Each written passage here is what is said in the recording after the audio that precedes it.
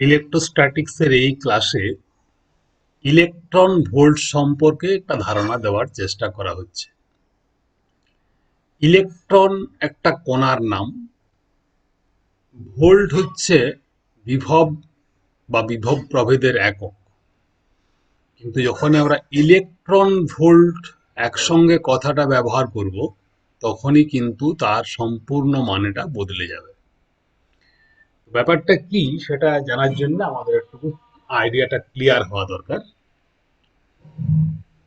গোটা বিষয়টা ভালো করে আমাদের বুঝতে হবে কিরকম ব্যাপারটা। তো ধরা যাক এই জায়গাতে প্লাস কিউ চার্জ রয়েছে।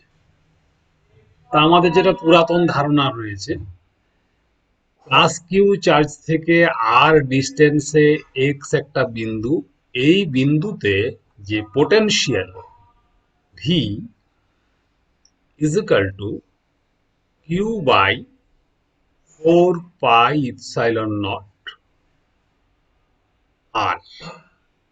এবং আমরা আগেই আলোচনা করেছি potential is a scalar function.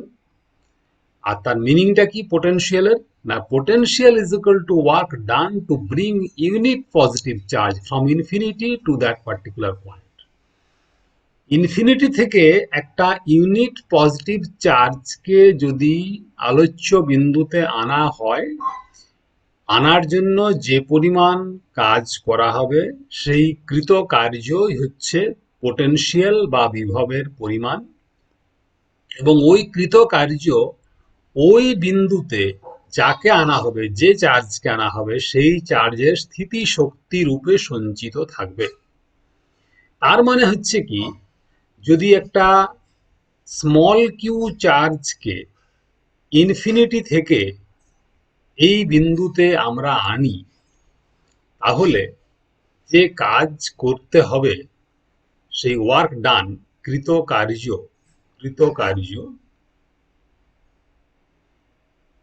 is equal to W is equal to Q into V. This is the work done. এই যে কৃত কার্য, এটি এই বিন্দুতে ওই পার্টিকেলটির স্থিতি শক্তি রূপে সঞ্চিত থাকে। স্থিতি শক্তি। তাহলে আমরা বলতে পারি যে এক্স বিন্দুতে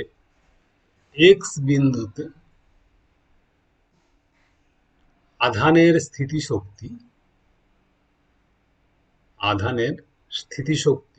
তাকে আমরা ইউ বলে চিহ্নিত করলাম। U is equal to small Q into capital V, যেখানে ভি হচ্ছে ওই বিন্দুতে পোটেনশিয়াল এবং কিউ হচ্ছে যে চার্জটির কথা আমরা চিন্তা করছি সেই চার্জ। এখন ঘটনা হচ্ছে এই যে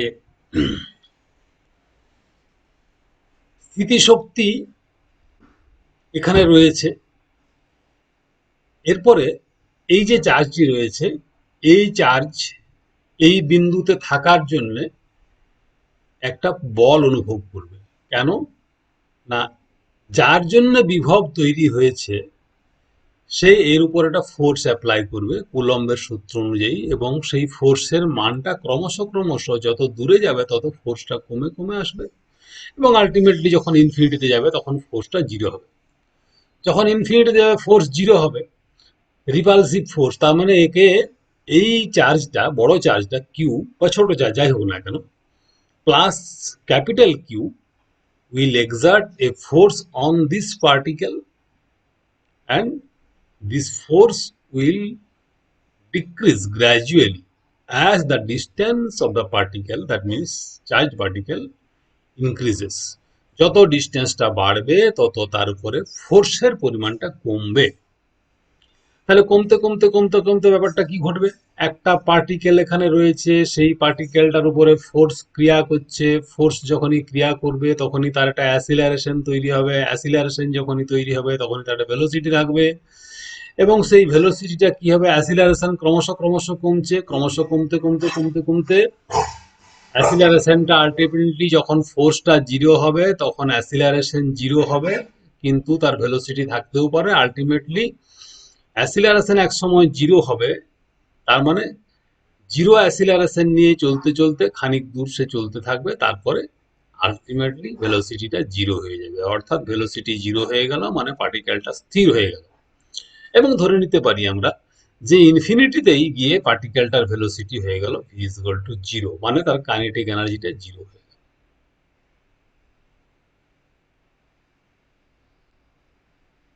অ্যাসিলারেশন জিরো, ভেলোসিটি জিরো হয়ে গেল। যদি এই জায়গাতে কোনো রেজিস্ট্রেটিভ ফোর্স থাকে তবেই সম্ভব, আর যদি রেজিস্ট্রেটিভ কোনো ফোর্স না থাকে তাহলে একটা পার্টিকুলার ভেলোসিটি সে পেয়ে যাবে এবং সেই ভেলোসিটি নিয়ে সে চলতেই থাকবে নিউটনের প্রথম সূত্র অনুযায়ী। ধরে নিতে হবে কিন্তু আমাদের এখনো পর্যন্ত নিউটনিয়ান মেকানিক্স যে বেসিক আইডিয়া নিউটনিয়ান মেকানিক্স, সেটাই কিন্তু আমাদের চিন্তাধারাকে শাসন করছে। ফিজিক্স পড়ার একটা কেতা অবশ্য রয়েছে, নিউটনিয়ান মেকানিক্সকে অ্যাভয়েড করে পরে অনেক সরলীকরণ করে ফিজিক্স পড়ানো হয় কিছু কিছু জায়গাতে। সেগুলো আমাদের ধারণাকে ডিস্টর্ট করে দেয়। ছাত্রছাত্রীদের জন্য সাবধান করে দিচ্ছি যে নিউটনিয়ান মেকানিক্স যেটা আছে বা নিউটনিয়ান মেকানিক্সের যে আইডিয়াটা আছে সেই আইডিয়াটা প্রথমে ভালো করে বুঝে নিয়েই কিন্তু আমাদের ফিজিক্স পড়া স্টার্ট করতে হবে। আদারওয়াইজ সেই ফিজিক্স পড়াটা কিন্তু ধারণাকে আমাদের ফিজিক্সের ধারণাকে কিন্তু বিকৃত করে দেবে। যাই হোক, আমাদের যেটা মূল কথা ছিল সেটা হচ্ছে এই যে নিউটনিয়ান মেকানিক্স কি বলে না, এখানে এসে ভেলোসিটি তার জিরো হয়ে যাবে যদি এই জায়গায় কোনো রেজিস্ট্রেটিভ ফোর্স থাকে, অথবা রেজিস্ট্রেটিভ ফোর্স যদি না থাকে তাহলে সে ভি ভেলোসিটি অ্যাকোয়ার করবে ultimately. So the kinetic energy acquired by the particle is equal to kinetic energy বা গতিশক্তি যেটা সে পাবে, গতিশক্তি ইজ ইকুয়াল টু হবে হাফ এম ভি স্কোয়ার। এবং শক্তির সংরক্ষণ সূত্র থেকে বলতে পারি এই জায়গায় পার্টিকেল স্থির ছিল, তার কোনো গতিশক্তি ছিল না, এখানে এসে তার গতিশক্তি সম্পূর্ণ স্থিতিশক্তিটা যেটা ছিল সেই স্থিতিশক্তিটা সম্পূর্ণভাবে গতিশক্তিতে রূপান্তরিত হলো এবং সেই গতিশক্তিটা তার নূতন শক্তি, ওই পার্টিকেলটা তার কোনো স্থিতিশক্তি নেই, তার মানে স্থিতিশক্তির পুরো অংশটাই কিন্তু গতিশক্তিতে রূপান্তরিত হয়ে গেছে। তাহলে শক্তির যে আমরা সংরক্ষণ সূত্র যেটা জানি সেটাও কিন্তু দেখো নিউটনিয়ান মেকানিক্সের একটা আইডিয়া। নিউটনিয়ান মেকানিক্স আমাদের শিখিয়েছে শক্তির সংরক্ষণ সূত্র। তাহলে শক্তির সংরক্ষণ সূত্র অনুযায়ী আমরা বলতে পারি half M V square, half M V square is equal to Q into capital V, or small v is equal to under root 2qv divided by m, where q is equal to charge of the particle, v is equal to velocity, v is equal to potential, m is equal to mass। অর্থাৎ একটা আধান এবং ভরযুক্ত কোনো একটা কণা সে যদি কোনো একটা বিভব যুক্ত, যেখানে বিভব রয়েছে মানে ইলেকট্রিক ফিল্ডে সে অবস্থান করে এবং তাকে সেখান থেকে যদি সেই বিভব থেকে সম্পূর্ণ মুক্ত করা হয়, এই ফিল্ডের থেকে সম্পূর্ণ মুক্ত করে দেওয়া হয়, তাহলে কি হবে না, তাহলে সে একটা গতিবেগ বা গতিশক্তি অর্জন করবে এবং সেই গতিবেগের যে expression V is equal to হবে রুট ওভার কিউ 2qv/m। এখানে ধরে নিতে হবে যে পার্টিকেলটার কথা আমরা আলোচনা করছি সেই পার্টিকেলটার মাস মানে ভর এবং চার্জ মানে আধান দুই রয়েছে। যদি যে কোনো একটা অনুপস্থিত থাকে তাহলে কিন্তু আমাদের এই তত্ত্ব খাটবে না। এখন এই যে তত্ত্ব যেটা পাওয়া গেল, যে বিষয়টা আমরা ডিরাইভ করলাম, সেই বিষয়টা নিয়ে প্রচুর নিউমেরিক্যাল প্রবলেমস রয়েছে, সেগুলো প্রয়োজন মতো এবং অবকাশ মতো করে দেওয়া হবে। আমাদের যে মূল আলোচ্য বিষয় ছিল কিন্তু ইলেকট্রন ভোল্টের ধারণা, আমরা সেখানে যাব। তো ধরা যাক যে আলোচ্য পার্টিকেলের কথা আমরা আলোচনা করছিলাম সেই পার্টিকেলটা একটা ইলেকট্রন, বাস্তবে একটা ইলেকট্রনকে নেওয়া হয়েছে। তাই ইলেকট্রনের electronic charge is equal to E আমরা জানি, এবং এই জায়গাতে একটা ইলেকট্রিক ফিল্ড তৈরি করা হয়েছে একটা ব্যাটারির সাহায্যে। এটা ব্যাটারির পজিটিভ টার্মিনাল, এটা ব্যাটারির নেগেটিভ টার্মিনাল, এবং পজিটিভ টার্মিনালকে একটা ইলেকট্রিক কন্ডাক্টর, একটা প্লেট তার সঙ্গে কানেক্ট করা হয়েছে। তাহলে এদিকটা পজিটিভ প্রান্ত হবে, এদিকটা নেগেটিভ আছে, এটা নেগেটিভ প্রান্ত হবে। ন্যাচারালি ইলেকট্রিক ফিল্ড এখানে একটা তৈরি হবে এই জায়গাটাতে। পজিটিভ প্রান্ত থেকে নেগেটিভ প্রান্তের দিকে অভিমুখ রেখে একটা ইলেকট্রিক ফিল্ড এই জায়গায় তৈরি হবে। এবং ইলেকট্রিক ফিল্ড যেটা তৈরি হবে একটা ভেক্টর কোয়ান্টিটি। এবং ইলেকট্রিক ফিল্ডে যখন একটা চার্জ পার্টিকেল থাকবে, তখনই যেদিকে ইলেকট্রিক ফিল্ডের অভিমুখ, সেই দিক বরাবর একটা ফোর্স ক্রিয়া করবে। যে কোনো চার্জকে যদি এই দুইটা প্লেটের মাঝখানে রাখা হয়। এখন ইলেকট্রন যেহেতু ইলেকট্রনটা নেগেটিভলি চার্জ, তাহলে ইলেকট্রনের উপর একটা ফোর্স কাজ করবে, কিন্তু ফোর্সের যে অভিমুখটা হবে সেটা এই যে অ্যারো চিহ্নটা রয়েছে, এই অ্যারো চিহ্নটার দিকে।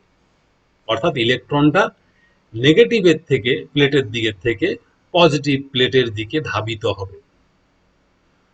ন্যাচারালি যখন ধাবিত হবে, তখন ইলেকট্রনের মাস রয়েছে, তার উপরে ফোর্স রয়েছে, একটা অ্যাসিলারেশন কাজ করবে। অ্যাসিলারেশন থাকলেই তার একটা ভেলোসিটি থাকবে। এবং আলটিমেটলি যখন এই জায়গাতে ইলেকট্রনটা পৌঁছে গেল, তখন ইলেকট্রনের উপরে যে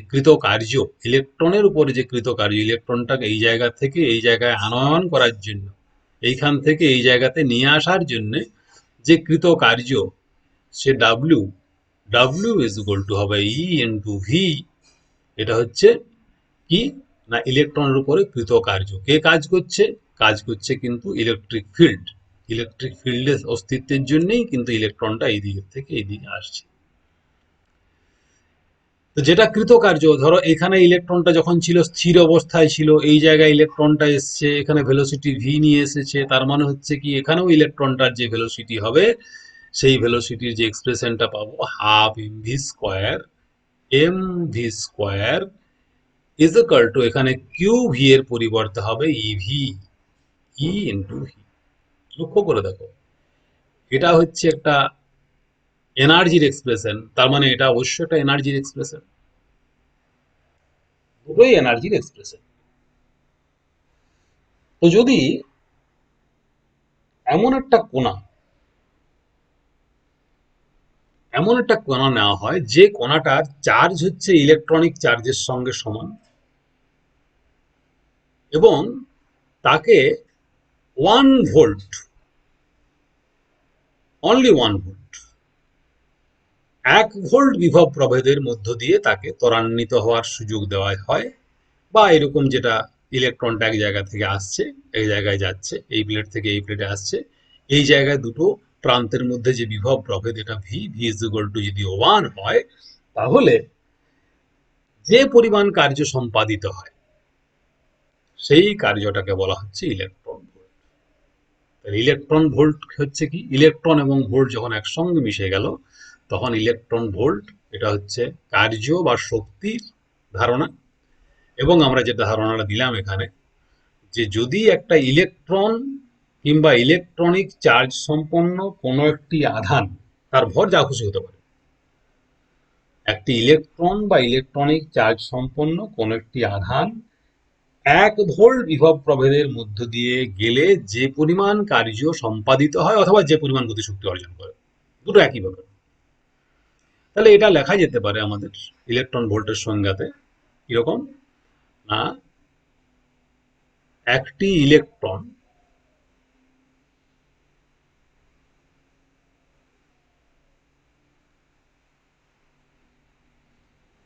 বা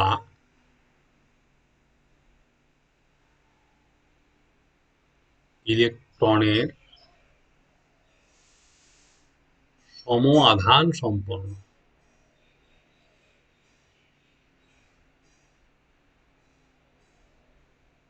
একটি আহিত কণা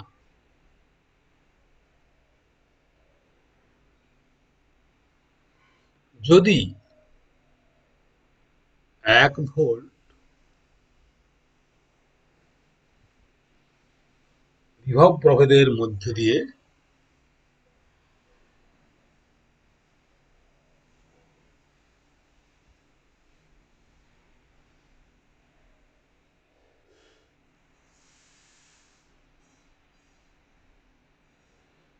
যায়, তখন যে পরিমাণ কার্য সম্পাদিত হয় বা ওই কণা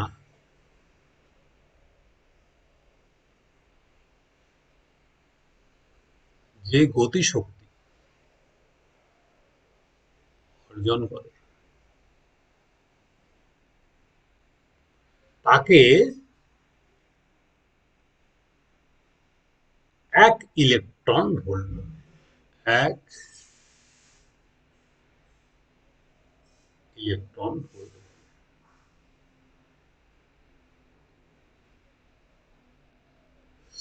তাহলে ইলেকট্রন ভোল্টের আবার যেটা প্রকাশ করা হয় যেভাবে, সেটা ওই ই আর ভি দিয়ে। 1 electron volt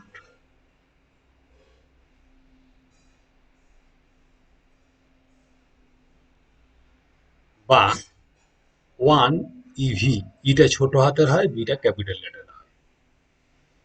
1 EV is equal two electron volt is equal two 1 electronic charge. Electronic চার্জটা কত? 1.6 ইন্টু 10⁻19 কুলম্ব। এটা ইলেকট্রনিক চার্জ ইন্টু 1 ভোল্ট। আগে শিখিয়েছিলাম কুলম্ব ইন্টু ভোল্ট সমান জুল। তাহলে দেখো এখানে হয়ে গেল 1.6 ইন্টু 10⁻19 কুলম্বকে জুল ভোল্ট দিয়ে মাল্টিপ্লাই করলে জুল হয়। ইলেকট্রন ভোল্ট, ইলেকট্রন ভোল্ট হচ্ছে এনার্জির একক, এবং এই যে যতটা এনার্জি, সেটা কতটা এনার্জি না 1 ইলেকট্রন ভোল্ট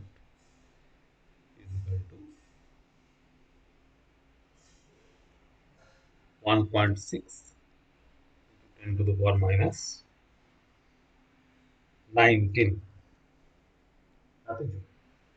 এটা আমাদের মডার্ন ফিজিক্সের ক্যালকুলেশনের ক্ষেত্রে বেশিরভাগ ক্ষেত্রে কাজে লাগে। এটা মনে রাখতে হবে তখনকার জন্য, 1 নাম্বার। আর 2 নাম্বার হচ্ছে গিয়ে যে ইলেকট্রোস্ট্যাটিক্সের যে আমাদের করা হয়, সেখানে কিন্তু এই থিওরিটা কাজে লাগে। ছোট্ট করে একটু বলে রাখি যে যদি এমনটা হয় যে ইলেকট্রনটা এই জায়গাতে ভেলোসিটি v1 আছে, এবং সেই ইলেকট্রনটা একটা পোটেনশিয়াল ডিফারেন্স কাজ করছে এই জায়গাতে, এবং ভি পোটেনশিয়াল ডিফারেন্সের মধ্য দিয়ে ইলেকট্রনটাকে যেতে দেওয়া হচ্ছে, এবং আলটিমেটলি ইলেকট্রনটার ভেলোসিটি বাড়ছে, ভেলোসিটি হয়ে গেল v2। তাহলে আমরা বলতে পারি সেই আমাদের নিউটনিয়ান মেকানিক্সের যে idea, change in kinetic energy, গতিশক্তির পরিবর্তন সমান কৃতকার্য। তাহলে এখানে কি হচ্ছে, এটা অন্য পাতায় করে দিই। ধরা যাক, ধরা যাক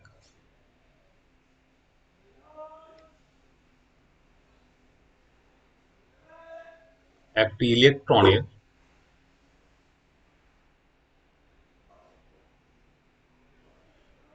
প্রাথমিক গতিশক্তি সমান হাফ mv1 স্কয়ার। ভি, ভিটা ক্যাপিটাল, এটা স্মল ভি বিভব প্রভেদের মধ্য দিয়ে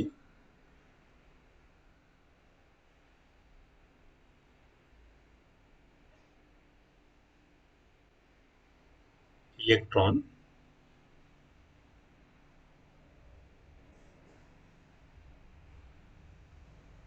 গতিশীল হলে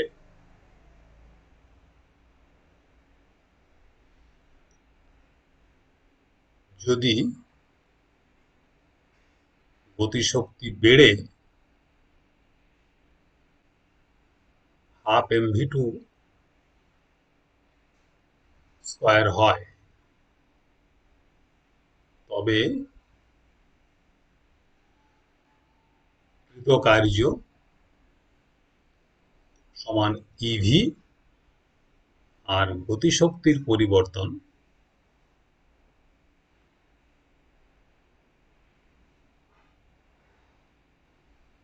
half M v2 square minus half M v1 square. তাহলে কার্য শক্তির উপাদ্য, কার্য শক্তি উপাদ্য, ওয়ার্ক এনার্জি থিওরেম যেটা বলা, এটাও কিন্তু নিউটনিয়ান মেকানিক্স থেকে আসে। কার্য শক্তির উপাদ্য অনুসারে কৃত কার্য সমান গতিশক্তির পরিবর্তন আমরা বলতে পারি half M v2 square minus half M v1 square, এগুলো কিন্তু ছোট small V is equal to EV. এই যে তত্ত্বটা, এই তত্ত্বটা কিন্তু মডার্ন ফিজিক্সের গবেষণার ক্ষেত্রে অনেক উপকারী হয়েছিল, উপকার কাজ করেছিল।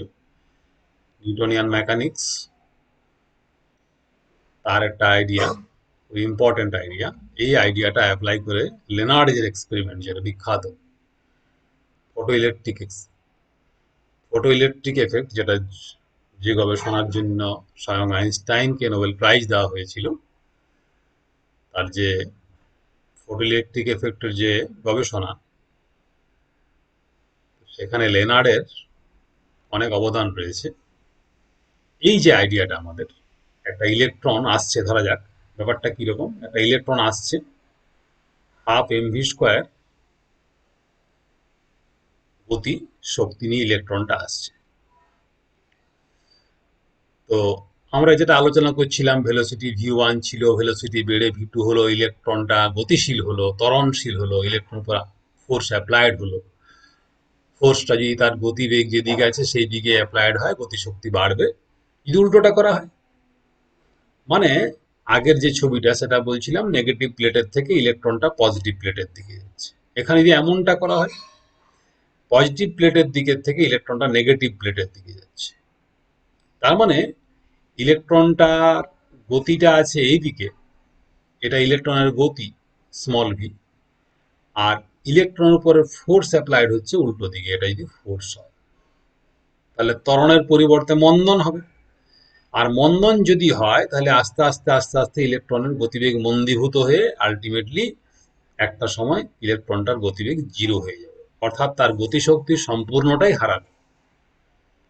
এই যে গতিশক্তির সম্পূর্ণটা যখন হারিয়ে যায়, গতিশক্তি ব্যয়িত হয়ে যায়, তার গতিশক্তি ব্যয়িত করার জন্য তার উপরে কাজ করা হয়। যেমনটা করে কাজ করা হয়, যেমন ধরো একটা খুব সাধারণ একটা উদাহরণ দিই নিউটনিয়ান মেকানিক্স থেকে। একটা বুলেট এগিয়ে আসছে, এটা একটা বুলেট, এই বুলেটটা সামনের দিকে এগিয়ে আসছে। তো বুলেটকে প্রতিহত করার জন্য দেখবে বালির বস্তা রাখা হয়। সেই বালির বস্তাটা কি করে না, এইটা এখানে যেমন পোটেনশিয়াল ডিফারেন্স অ্যাপ্লাই করে পরে ইলেকট্রনটাকে গতিটা প্রতিহত করা হয়, সেটা বুঝতে একটু ইমাজিন করতে, ধারণা করতে অসুবিধা হতে পারে। তো সেটার জন্যই তোমাদের একটা সহজ একটা উদাহরণ দিচ্ছি। একটা বুলেট আছে, এই বুলেটটা একটা নির্দিষ্ট গতিবেগ নিয়ে এসে পরে এই যে বালির বস্তাটা রয়েছে, এই বালির বস্তাটার এই জায়গাতে আঘাত করলো প্রথমে। তো বালির বস্তাটার মধ্যে বালি রয়েছে, ভর্তি করে বালি রাখা থাকে, এবং এটা কি হয়, এটা বাংকার তৈরি করার জন্য বালির বস্তাগুলো ব্যবহার করা হয়। দেখবে এসপি অফিসের সামনে এখনো পর্যন্ত বালির বস্তা দিয়ে বাংকার ওরা তৈরি করে রেখেছে। কেন না, বাইরের থেকে যদি বুলেট বৃষ্টি হয়, এই এর মধ্যে কিন্তু বুলেটটা প্রবেশ করতে পারবে না। যত বুলেটটা ঢুকবে ভেতরে, আস্তে আস্তে আস্তে আস্তে আস্তে আস্তে কি হবে, তার গতিবেগ কমতে থাকবে, কমতে থাকবে, কমতে থাকবে। এবং হিসেব করে দেখা গেছে যে যত বড়ই গতিশীল সম্পন্ন বুলেট হোক না কেন, নির্দিষ্ট পরিমাণ দূরত্ব অতিক্রম করার পরে সেই বুলেটটা আলটিমেটলি বালির বস্তাটা অ্যাবজর্ব করে নেবে। এই বালির বস্তাটাকে ভেদ করে বুলেটটা কিন্তু এই দিকে আসতে পারবে না।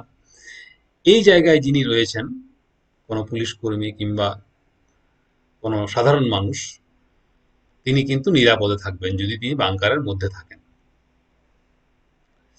তো বুলেটের গতিশীল বুলেটের গতিবেগটা প্রতিহত করে গতিবেগটাকে শূন্য করে দেওয়ার জন্য যে টেকনোলজি, এই টেকনোলজিটা যেমন একটা মেকানিক্যাল টেকনোলজি, এই টেকনোলজিটা অ্যাপ্লাই করা হয়েছে এই জায়গাতে। কিরকম করে?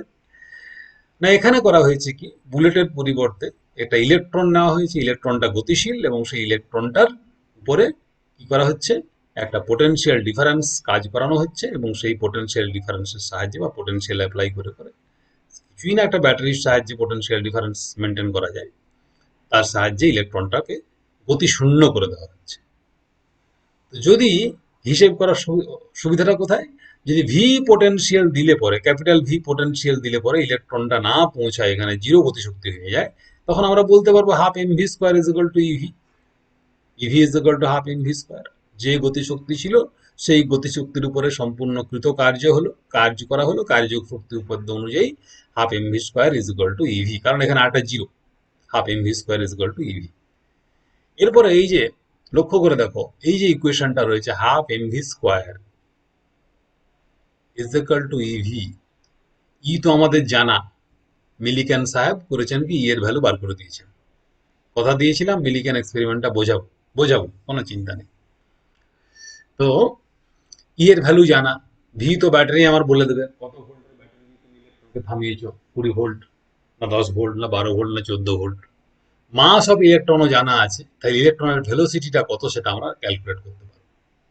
এরকম ইনডাইরেক্ট ওয়েতে একটা ইলেকট্রনের মাস কিংবা ইলেকট্রনের ভেলোসিটি ইত্যাদি ইত্যাদি ক্যালকুলেট করার একটা পদ্ধতি, এবং সেই জায়গাতে এটা মডার্ন ফিজিক্সের ক্যালকুলেশনের ক্ষেত্রে প্রভূতভাবে এটা কাজে লাগে। যখন মডার্ন ফিজিক্সটা পড়ানো হবে তখন দেখবে এর অ্যাপ্লিকেশন রয়েছে, এই জন্য একটা ইম্পর্টেন্ট টপিক আলোচনা করে দেওয়া হলো। So this is all about electron volt your syllabus. Numerical প্রবলেমের কিন্তু কোনো শেষ নেই, শেষ হয়ও না, অতএব তার অবকাশ রয়েই গেল, সেটা পরবর্তীকালে কোনো এক সময় করে দেওয়া হবে। এরপরে যেটা আলোচনা হবে আমাদের এই চ্যাপ্টারটা থেকে, সেটা হচ্ছে আরেকটা ইম্পর্টেন্ট উপাদ্য বা থিওরি রয়েছে এখানে, সেটা হচ্ছে তড়িৎ ক্ষেত্রে দ্বিমেরুকে বিক্ষিপ্ত করার জন্য কৃত কার্য। সেটা এর পরের ভিডিওতেই দেওয়া হবে।